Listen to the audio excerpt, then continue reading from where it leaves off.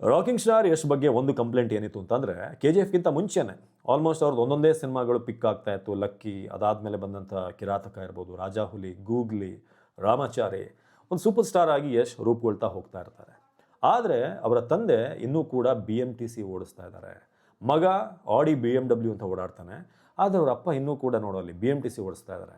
ಯಶ್ ತನ್ನ ತಂದೆನ ಕರೆಕ್ಟಾಗಿ ನೋಡ್ಕೊಳ್ತಾ ಇಲ್ವಾ? ದುಡ್ಡು ಬಂದ ಮೇಲೆ, ಹೆಸರು ಬಂದ ಮೇಲೆ ತಂದೆ ತಾಯಿನೇ ಮರ್ತ್ಬಿಟ್ರ? ಇನ್ನೂ ಕೂಡ ಬೇಕಾ? ಇಷ್ಟೆಲ್ಲ ಕೋಟಿ ಕೋಟಿ ಸಂಪಾದನೆ ಮಾಡುವಾಗ ತಂದೆ ಇನ್ನೂ ಕೂಡ ನೋಡ್ಕೊಳ್ತಿಲ್ಲ ಗುರು ಅನ್ನೋ ರೀತಿಯ ಕೆಲವರು ಮಾತಾಡಿದರು. ಇದಕ್ಕೆ ಸಂಬಂಧಪಟ್ಟ ಹಾಗೆ ಆಪ್ಕೆ ಅದಾಲತ್ನಲ್ಲಿ ಯಶ್ ಅವ್ರನ್ನ ರಜತ್ ಶರ್ಮಾ ಅವರು ಪ್ರಶ್ನೆ ಕೇಳ್ತಾರೆ. ನಿಮ್ಮ ಬಗ್ಗೆ, ನಿಮ್ಮ ಬಾಲ್ಯದ ಬಗ್ಗೆ ಒಂದಷ್ಟು ವಿಚಾರಗಳು ನಾನು ಕೇಳಬೇಕು, ತಂದೆ ಮತ್ತು ನಿಮ್ಮ ಬಾಂಡಿಂಗ್ ಬಗ್ಗೆ. ತಂದೆ ತುಂಬ ಸ್ಟ್ರಿಕ್ಟ್ ಆಗಿದ್ದರಂತೆ, ಹೌದಾ ಅಂತ. ಜೊತೆಗೆ BMTC ಪ್ರಶ್ನೆಗೂ ಬರ್ತೀನಿ ನಾನು. ಸೊ ಅಲ್ಲಿ ಕೇಳ್ತಾರೆ, ನೀವು ತುಂಬ ನಾಟಿ ಇದ್ರಂತೆ, ನಿಮ್ಮನ್ನು ಒಂದ್ಸಲ ಫ್ಯಾನಲ್ಲಿ ಉಲ್ಟಾ ನೇತು ಹಾಕಿದ್ರಂತೆ, ಆಮೇಲೆ ಸ್ವಿಚ್ ಹಾಕಿದ್ರಂತೆ, ಹೌದಾ ಅಂತ. ಸೊ ನಗ್ತಾ ಹೇಳ್ತಾರೆ ಯಶ್, ಹೌದು, ನನ್ನ ಹತ್ರ ಭಾಳ ತರಲೇ ಇದ್ದೆ ಚಿಕ್ಕವನಿದ್ದಾಗೇ. ನನ್ನ ಫ್ರೆಂಡ್ಸ್ಗಳು ಕೆಲವರು ಹೇಗಿದ್ರು ಅಂತಂದರೆ, ನೀವೀಗ ಆಪ್ಕೆ ಅದಾಲತ್ತಲ್ಲಿ ಕಟ್ಕಟೆಯಲ್ಲಿ ಈ ಥರ ಕೂರಿಸಿದಿರಲ್ವ, ನಾನು ರಿಯಲ್ ಆಗೇ ಕೋರ್ಟ್ ಕಟಕಟೆಯಲ್ಲಿ ಹೋಗಿ ನಿಲ್ಲೋ ಥರ ಮಾಡ್ತಾಯಿದ್ರು, ಇನ್ನೇನಾದರೂ ನಾನು ಅವ್ರ ಜೊತೆನೇ ಇರ್ತಿದ್ರೆ ಅಂತ.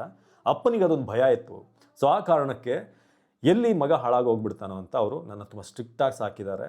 ಸೊ ಜೊತೆಗೆ ನನ್ನ ಅಕ್ಕ ಯಾವ್ದು ರೀತಿ ಇದ್ಲು ಅಂತಂದರೆ, ಸಿಸ್ಟರ್ ಅವರು ನಂದಿನಿ ಅಂತ, ನನಗೆ ಬೈಯೋಳು ಒಂದು ಹಂತದಲ್ಲಿ, ನೀನು ನನ್ನ ಹತ್ರ ಬರಬೇಡ, ನೀನು ನನ್ನ ತಮ್ಮ ಅಂತ ಹೇಳಬೇಡ, ನಿನ್ನ ರಿಲೇಟಿವ್ ನಾನು ಅಂತ ಅಂದ್ಕೊಂಡ್ರೆ ಸಮಾಜದಲ್ಲಿ ನಾನು ಬೇರೆ ಥರ ನೋಡ್ತಾರೇನೋ ಸೊ ಅಂತ. ಬಟ್ ಇನ್ನೊಂದು ಕಡೆ ಏನು ಅಂತಂದರೆ, ಎಷ್ಟನೇ ಎಲ್ಲಿ ಹೋದರೂ ಕೂಡ ಹೀರೋ ಅಂತ ಹೇಳ್ತಿದ್ರು. ಅವ್ರು ಒಳ್ಳೆ ಡ್ಯಾನ್ಸ್ ಮಾಡ್ತಾಯಿದ್ರು, ಡೈಲಾಗ್ಗಳು ಹೇಳ್ತಾಯಿದ್ರು.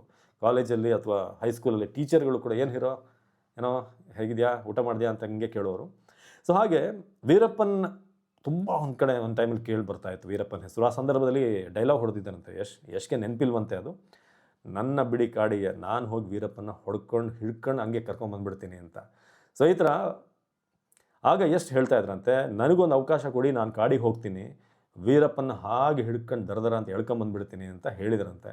ಸೊ ಈ ಥರ ಒಂದಷ್ಟು ವಿಚಾರಗಳಾಗ್ತಾಯಿತ್ತು. ಅದಾದಮೇಲೆ ತಂದೆ ವಿಚಾರವಾಗಿ ಅವ್ರು ಕೇಳ್ತಾರೆ, ನಿಮ್ಮ ತಂದೆ ಹೇಗೆ ಸಾಕಿದ್ರು, ತಾಯಿ, ಇದೆಲ್ಲದರ ಬಗ್ಗೆ ಕೂಡ ಒಂದಷ್ಟು ಅವರು ಫ್ಲ್ಯಾಶ್ ಬ್ಯಾಕ್, ನಿಮಗೆಲ್ಲ ಕೆಲವ್ರಿಗೆ ಗೊತ್ತಿರೋ ವಿಚಾರ. ಸೊ ಅದನ್ನು ಹೇಳ್ತಾರೆ. ಆದರೆ ಒಂದು ವಿಚಾರ ನಾನು ಆಗಲೇ ಹೇಳಿದ ಹಾಗೆ, ಈ BMTC ಗಾಡಿ ಓಡಿಸ್ತಿದ್ದ ವಿಚಾರ ಅಪ್ಪನಿಗೆ ನಾನು ಹೇಳ್ತಾ ಇದ್ದೆ, ನಾನು ಸಿನಿಮಾ ನಂದು ಹಿಟ್ಟಾಗ್ತಿದ್ದಾಗೆ, ನಂದು ಏನು ಪೇಮೆಂಟ್ ಬರ್ತಿದ್ದ ಹಾಗೇ, ಅಥವಾ ಚೆನ್ನಾಗಿ ನಾನು ಸಂಪಾದನೆ ಮಾಡಿದ್ಮೇಲೆ ನೀವು ಸಾಕಿನ್ನು ರೆಸ್ಟ್ ಮಾಡಿ, ಸಾಕು, ಇನ್ನು ಕೆಲಸಕ್ಕೆ ಹೋಗೋದು ಬೇಡ ಅಂತ. ಬಟ್ ಅವ್ರು ನೇರವಾಗಿ ಹೇಳ್ತಾಯಿದ್ರು, ನಿನ್ನ ಕೆಲಸ ನೀನು ನೋಡ್ಕೊ, ನನ್ನ ಕೆಲಸ ನಾನು ನೋಡ್ಕೋತೀನಿ, ನನಗೆ ಹೇಳಕ್ಕೆ ಬರಬೇಡ ನೀನು ಯಾವಾಗ ನಾನು ನಿಲ್ಲಬೇಕು ಏನು ಅಂತ. ನನ್ನ ಕೆಲಸ ಅದು, ನಾನು ಅದಕ್ಕೆ ನಿಷ್ಠನಾಗಿದ್ದೀನಿ, ನಾನು ಅದನ್ನು ಮಾಡ್ತೀನಿ, ಯಾವತ್ತು ಬೇಡ ಅಂತ ಅನ್ಸುತ್ತೆ ನಾನು ನಿಲ್ಲಿಸ್ತೀನಿ ಅಂತ. ಬಟ್ ಎಷ್ಟೇ ಆದರೂ ಕೂಡ ಭಾಳಷ್ಟು ಸಲ ಅವ್ರನ್ನ BMTC ಡಿಪೋಗೆ ಇವ್ರದ್ದೇ ಬ್ರ್ಯಾಂಡೆಡ್ ಕಾರಲ್ಲಿ ಕಳಿಸಿದ್ದಿದೆ, ಎಷ್ಟೇ ಕೆಲವೊಂದು ಸಲ ಡ್ರಾಪ್ ಮಾಡಿ ಬಂದಿದ್ದು ಕೂಡ ಇದೆಯಂತೆ. ಆದರೂ ಕೂಡ ತಂದೆ ಅಂದರೆ ಹಾಗೇನೆ, ಅವ್ರದ್ದೊಂದು ಇರುತ್ತೆ ಛಲ, ನಾನು ನನ್ನ ದುಡಿಮೇಲೆ ನಾನು ಬದುಕಬೇಕು ಅನ್ನೋದು ಬಹುತೇಕ ತಂದೆ ಇರುತ್ತೆ. ಸೊ ನಮ್ಮ ಅಪ್ಪಂದ್ರಿಗೂ ಕೂಡ ಅಂಥದ್ದೆಲ್ಲ ಇರುವಂಥದ್ದು ನೀವು ಕೇಳಿರ್ತೀರ. ತಂದೆ ಆ ಥರ ಒಂದು ಜವಾಬ್ದಾರಿ ಹೊತ್ತಂಥ ಒಂದು ಮನುಷ್ಯ. ಸೊ ಆಗಲೂ ಕೂಡ ತುಂಬ ಸಲ ಆದಮೇಲೆ, ನಂತರ ಅವ್ರ ಸಿಸ್ಟರ್ಗೆ ಡೆಲಿವರಿ ಆಗಿ ಮಗು ಆದಮೇಲೆ ಅವರು BMTC ಕೆಲಸದಿಂದ ರಾಜೀನಾಮೆ ಕೊಟ್ಟು ನಂತರ ಅವರು ಮನೇಲಿರೋಕ್ಕೆ ಶುರು ಮಾಡಿದ್ರು ಅಂತ. ಆದರೆ ಎಷ್ಟು ಮಟ್ಟಿಗೆ ಆಗ್ತಿತ್ತು ಅಂತಂದರೆ, BMTC ಅಥವಾ ಇದರ ಕಾರ್ಯಕ್ರಮಕ್ಕೆ ಯಶ್ ಅವ್ರನ್ನ ಗೆಸ್ಟಾಗಿ ಕರೀತಾಯಿದ್ರು. ಹಾಗೆ ಅದೇ ಒಂದು ವೇದಿಕೆಯಲ್ಲಿ ಟ್ರಾನ್ಸ್ಪೋರ್ಟ್ ಮಿನಿಸ್ಟ್ರು ಕೂಡ ಇರ್ತಾಯಿದ್ರು. ಬಟ್ ವೇದಿಕೆ ಮುಂಭಾಗ ಜನ ಕೂರ್ತಾರಲ್ಲ, ಅದರಲ್ಲಿ ಯಶ್ ಅವರ ತಂದೆ ಇರ್ತಾಯಿದ್ರಂತೆ. ಸೊ ಎಂಥ ಒಂದು ಸ್ಟೋರಿ ಅಲ್ವಾ. ಸೊ ಅಲ್ಲೇ ಕೂತು ಅಪ್ಪನವ್ರು ನೋಡ್ತಾ ಇದ್ರಂತೆ. ಯಶ್ ಅವ್ರು ಬಂದು ಭಾಷಣ ಮಾಡ್ತಾಯಿದ್ರು, ಅವ್ರಿಗೆ ಚಪ್ಪಾಳೆ ತಟ್ತಾಯಿದ್ರು, ಟ್ರಾನ್ಸ್ಪೋರ್ಟ್ ಮಿನಿಸ್ಟ್ರ್ ಪಕ್ಕದಲ್ಲೇ ಕೂರ್ತಾಯಿದ್ರು. ಆದರೆ ತಂದೆ ಅಲ್ಲೇ ಕೂತ್ಕೊಂಡು ಚಪ್ಪಾಳೆ ತಟ್ತಾಯಿದ್ರು ಮಗನಿಗೋಸ್ಕರ. ಒಂದು ಪ್ರೌಡ್ ಮೂಮೆಂಟ್ ಅದು ನನಗೆ. ಇನ್ನೊಂದು ಕಡೆ ನಮ್ಮ ತಂದೆ ಇನ್ನೂ BMTC ಇದೆಲ್ಲ ಇದಾರಲ್ಲ ಅಂತ. ಬಟ್ ಅವ್ರು ಹೇಳ್ತಾರೆ, ನನಗೆ ಅವ್ರು BMTC ಡ್ರೈವರ್ ಆಗಿದ್ದಾರೆ ಅಂತ ನನಗೇನು ಅದ್ರ ಬಗ್ಗೆ ಕೀಳರಿಮೆ ಇರಲಿಲ್ಲ. ಯಾಕಂದರೆ ಪ್ರತಿ ವೃತ್ತಿಗೂ ಅದರದೇ ಆದಂಥ ರೆಸ್ಪೆಕ್ಟ್ ಇದೆ. ಪ್ರತಿ ಚಾಲಕ ಇಲ್ಲದೆ ಹೋದರೆ, ಅಥವಾ ಎಲ್ಲ ಚಾಲಕರು ಇಲ್ಲದೆ ಹೋದರೆ ಕತೆ ಜನ ಓಡಾಡೋದು ಹೇಗೆ. ಸೊ ಹಾಗಾಗಿ ಆ ಒಂದು ವೃತ್ತಿಗೆ ನಂಗೆ ರೆಸ್ಪೆಕ್ಟ್ ಇದೆ. ಬಟ್ ನಾನು ಸಂಪಾದನೆ ಮಾಡ್ತಾಯಿದ್ದೀನಿ, ತಂದೆ ಇದುವರೆಗೆ ಕಷ್ಟಪಟ್ಟಿದ್ದಾರೆ, ನಾನು ಅವ್ರಿಗೊಂದು ಸ್ಥಾನ ಅಥವಾ ಅವ್ರಿಗೊಂದು ಆರಾಮಾಗಿ ಇನ್ನೂ ಲೈಫ್ ಲೀಡ್ ಮಾಡಬೇಕು ವಿತೌಟ್ ಎನಿ ಸ್ಟ್ರೈನ್, ಹೆಚ್ಚಿನ ಶ್ರಮ ಇಲ್ಲದೆ ಅಂತ ನನ್ನ ಆಸೆ ಅಂತ ಅದನ್ನು ಕ್ಲಾರಿಫೈ ಮಾಡಿದ್ದಾರೆ. ಮೇ ಬಿ ಇದುವರೆಗೆ ಯಾರ್ಯಾರಿಗೆ ಡೌಟ್ ಇತ್ತು, ಯಶ್ ಅವ್ರು ಚೆನ್ನಾಗಿ ನೋಡ್ಕೋತಾ ಇರಲಿಲ್ಲ, ಅಪ್ಪ ಮಧ್ಯೆ ಏನಾದರೂ ಬ್ರೇಕ್ ಇದೆಯಾ, ಅಥವಾ ಅವ್ರ ಮಧ್ಯೆ ಏನಾದರೂ ಆಗಲ್ವ ತಂದೆ ಮಗನಿಗೆ ಅಂತ. ಬಟ್ ಅದು ಯಾವುದೂ ಕೂಡ ಇಲ್ಲ ಒಂದು ಇದನ್ನು ನೋಡಿದಾಗ. ಸೊ ಹಾಗೆ ಹಲವಾರು ವಿಚಾರಗಳು ಅವ್ರು ಹೇಳಿದ್ರು. ಜೊತೆಗೆ ಒಬ್ಬ ಬಿಗ್ ಸ್ಟಾರ್ ನೀವು ತುಂಬ ಇಷ್ಟಪಡ್ತಾ ಇದ್ರಂತೆ. ಬಟ್ ಅವ್ರು ಒಂದು ಸಲ ನೀವು ಶೂಟಿಂಗ್ ಹೋದಾಗ ಆಟೋಗ್ರಾಫ್ ಕೊಡಲಿಲ್ಲ ಅಂತ ಹೇಳಿ ಅವ್ರ ಸಿನಿಮಾ ನೋಡೋದೇ ಬಿಟ್ಬಿಟ್ರಂತೆ, ಹೌದಾ ಅಂತ.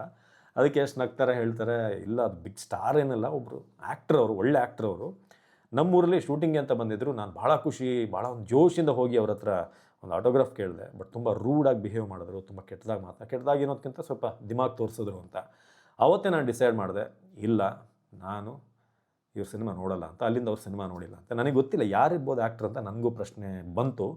ಸೊ ನಿಮ್ಗೇನಾದರೂ ಡೌಟ್ ಇದ್ದರೆ ಅಥವಾ ಇವ್ರು ಇರ್ಬೋದಾ ಅಂತ ಕಮೆಂಟ್ ಮಾಡಿ, ಈ ಆ್ಯಕ್ಟರ್ ಇರ್ಬೋದೇನೋ ಅಂತ. ಜೊತೆಗೆ ಇನ್ನೊಂದು ಭಾಳ ಇಂಪಾರ್ಟೆಂಟ್ ವಿಚಾರ ಏನು ಹೇಳಿದ್ರು ಅಂತಂದರೆ, ಈ ಪೇಮೆಂಟ್ ವಿಚಾರವಾಗಿ. ಜೊತೆಗೆ ಅವರು ಸೀರಿಯಲ್ ಇದ್ದಾಗ ಒಂದು 7 ಆಫರ್ ಬಂದಿತ್ತಂತೆ, ಸಿನಿಮಾ ಆಫರ್. 7ಕ್ಕೂ ಕೂಡ ಅವರು ಸ್ಕ್ರಿಪ್ಟನ್ನು ಕೇಳಿದ್ರಂತೆ, ನನಗೆ ಸ್ಕ್ರಿಪ್ಟ್ ತೋರಿಸಿ ಸಿನಿಮಾ ಹೇಗಿದೆ ಅಂತ. ಆಗ ಭಾಳಷ್ಟು ಜನ ಇನ್ನೂ ಸೀರಿಯಲ್ ಮಾಡ್ತಾ ಇದ್ದಾನೆ ಇವನಿಗೆ ಸ್ಕ್ರಿಪ್ಟ್ ಬೇಕಾ, ಅಷ್ಟೊಂದು ದಿಮಾಕ ಅಂತ ಹೇಳ್ತಾಯಿದ್ರು. ಬಟ್ ನಂಗೆ 7 ಸಿನಿಮಾ ಕೂಡ ಸಿಗಲಿಲ್ಲ. ಅವ್ರು ನಾನು ಸ್ಕ್ರಿಪ್ಟ್ ಕೇಳಿದೆ ಅನ್ನೋ ವಿಚಾರಕ್ಕೆ ರಿಜೆಕ್ಟ್ ಮಾಡಿ ಹೋದರು. ನಿಮಗೆ ಅದರ ಬಗ್ಗೆ ಪಶ್ಚಾತ್ತಾಪ ಇಲ್ವಾ ಅಂತ ಕೇಳಿದಾಗ, ಫರಕ್ ನಾಯಿ ಪಡ್ತಾ ಸರ್ ಅಂತ ಹೇಳ್ತಾರೆ. ಸೊ ಹಾಗೆ ಈಗ ಅವ್ರು ಎಲ್ಲಿದ್ದಾರೋ ಗೊತ್ತಿಲ್ಲ ನನಗೆ ಅಂತ. ಜೊತೆಗೆ ಇನ್ನೊಂದು ಭಾಳ ಒಂದು ಯಾರೋ ನೆಂಟ್ರಿಸ್ಟ್ರವ್ರು ಹೇಳ್ತಾ ಇದ್ರಂತೆ, ಏನು ಅಂತಂದರೆ ಅವನು ಊಟಕ್ಕೆ ಅವನಿಗೆ ಗತಿ ಇರಲಿಲ್ಲ ತಿನ್ನೋಕ್ಕೆ. ಹಾಗೆ 4-5 ದಿನ ಸ್ನಾನ ಮಾಡ್ತಾ ಇರಲಿಲ್ಲ. ಆವಾಗ ಹೆಲ್ಪ್ ಮಾಡಿದವ್ರು ನಾವು ಅಂತ ಕೆಲವ್ರು ಹೇಳಿದ್ದಾರೆ.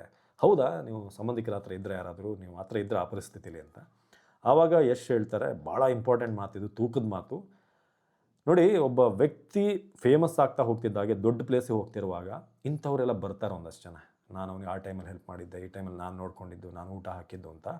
ಬಟ್ ಇವೆಲ್ಲವೂ ಕೂಡ ಕೇಳೋಕ್ಕೆ ಚೆನ್ನಾಗಿರುತ್ತೆ. ಆದರೆ ನನ್ನ ಬಾಯಿಂದ ಯಾವಾಗ ಬರುತ್ತೆ ಇವ್ರು ನನಗೆ ಹೆಲ್ಪ್ ಮಾಡಿದ್ದಾರೆ ಅಂತ, ಅದು ಸತ್ಯ. ಸುಮ್ಮನೆ ಅವರವರೇ ಕ್ಲೇಮ್ ಮಾಡ್ಕೊಳ್ಳೋದು ಯಾವತ್ತೂ ಕೂಡ ನಿಜ ಅಲ್ಲ ಅಂತ. ಜೊತೆಗೆ ನಾನು ಹೇಗಿದ್ದೆ ಅಂತಂದರೆ, ಜೋಬಲ್ಲಿ ನಯಾ ಪೈಸೆ ಇಲ್ದಿದ್ರು ಕೂಡ ಸ್ಟೈಲ್ ಹೊಡಿತಾ ಇದ್ದೆ ನಾನು, ಆ ಥರ ಇದ್ದೆ ನಾನು. ಸೊ ಹಾಗಾಗಿ ನಾನು ಯಾವತ್ತೂ ಕೂಡ 5 ದಿನ ಸ್ನಾನ ಮಾಡಿದೆ ಅಥವಾ ನನಗೆ ಊಟ ಕೊಡಿ ಅಂತ ಹೋಗಿದ್ದು ಇಲ್ಲ ಅಂತ ಯಶ್ ಹೇಳ್ತಾರೆ. ಸೊ ಇದೊಂದು ಟಾಪಿಕ್. ಇನ್ನೊಂದು ಭಾಳ ಇಂಪಾರ್ಟೆಂಟ್ ಅವ್ರಿಗೆ ಕೇಳೋದೇನಂತ ಅಂದರೆ, ಅಲ್ಲು ಅರ್ಜುನ್ ಅವರ ತಂದೆ ಒಂದು ಹೇಳಿದರು. ಅಂದರೆ ಪ್ರೊಡ್ಯೂಸರ್ಗಳು ಕಷ್ಟಪಟ್ಟು ದುಡ್ಡು ಹಾಕ್ತಾರೆ, ಅದರ ಕ್ರೆಡಿಟ್ ಎಲ್ಲ ಹೋಗೋದು ಹೀರೋಗಳಿಗೆ. ಸೊ ಹಾಗಾಗಿ ಏನಂತೀರ ಇದ್ರ ಬಗ್ಗೆ, ಹೌದಾ ಅಂತ. ಅವಾಗ ಎಷ್ಟು ಹೇಳ್ತಾರೆ, ಹೌದು ನನಗಿದು ಅನಿಸಿದ್ದಿದೆ. ಕ್ಯಾಮ್ರಾದವರು ಕಷ್ಟಪಡ್ತಾರೆ, ಬೇರೆ ಬೇರೆ ಡಿಪಾರ್ಟ್ಮೆಂಟ್, ಮ್ಯೂಸಿಕ್ ಇರ್ಬೋದು, ಲೈಟ್ ಬಾಯ್, ಪ್ರತಿಯೊಂದು ಸೆಟ್ ಹಾಕೋರು ಎಲ್ಲರೂ ಕೂಡ ಕಷ್ಟಪಡ್ತಾರೆ. ಬಟ್ ಹೀರೋಗೆ ಹೆಚ್ಚಿನ ಒಂದು ಪ್ರಸಿದ್ಧ ಆಗುವಂಥ ಒಂದು ಅವಕಾಶ ಸಿಗುತ್ತೆ ಅಥವಾ ಫೇಮ್ ಸಿಗುತ್ತೆ. ಇದು ಎಷ್ಟು ಮಟ್ಟಿಗೆ ನೀವು ಒಪ್ತೀರಾ ಅಂತ ಹೇಳಿದಾಗ, ನನಗೂ ಆ ಥರ ಅನಿಸಿದ್ದಿದೆ. ಬಟ್ ಇವರೆಲ್ಲ ಕಷ್ಟಪಡ್ತಾರೆ, ಹೌದು. ಹಾಡು ಹೇಳೋರಿಂದ ಹಿಡಿದು ಲಿರಿಕ್ಸ್ ಬರೆಯೋರು, ಶೂಟ್ ಮಾಡೋದು, ಪ್ರತಿಯೊಂದು ಆಗುತ್ತೆ. ಬಟ್ ಅದನ್ನು ಕಂಪ್ಲೀಟಾಗಿ ಆನ್ ಸ್ಕ್ರೀನ್ ಕ್ಯಾರಿ ಮಾಡೋದು ಒಬ್ಬ ಹೀರೋ.